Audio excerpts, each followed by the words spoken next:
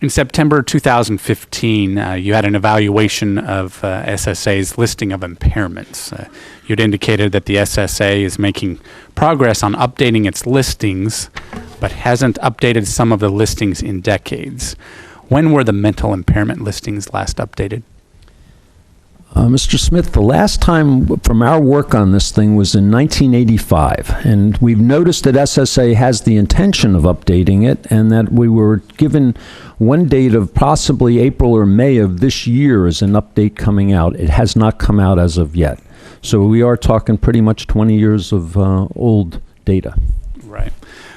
Now, the SSA recently released a proposed regulation that would deny Second Amendment rights, incidentally, to certain individuals with disabilities who receive Social Security benefits.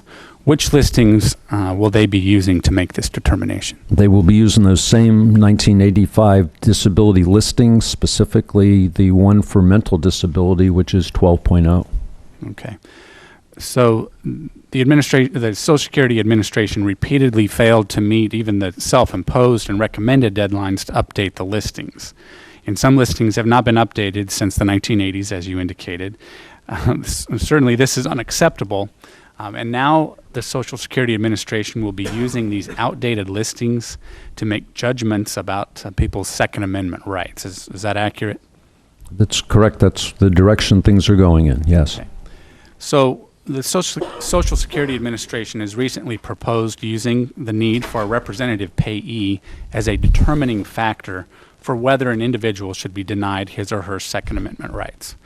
Mr. O'Carroll, your office has identified concerns with the Social Security Administration's capability determination process used to assess whether an individual needs a representative payee. Can you describe the way the capability determination process works and discuss some of the issues that you have found?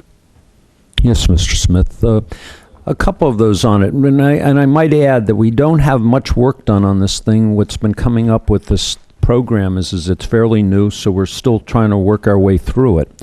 But of major concern at the moment is that the way SSA develops, and I got to say is that there's two issues on it besides the Second Amendment issue on it. We have a lot of concerns over the Rep Payee program in general.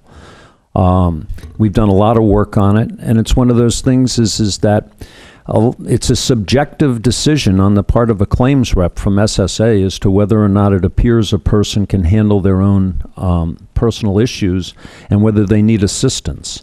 And oftentimes that's going to be just whether or not they can pay bills, whether they're able to, feed themselves, and issues along those lines.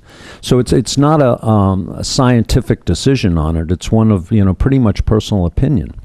And oftentimes what's been happening is that there's more and more people that are needing it, and especially as we're noticing with the expansion of the agent into the beneficiary force, is there's going to be more and more needed.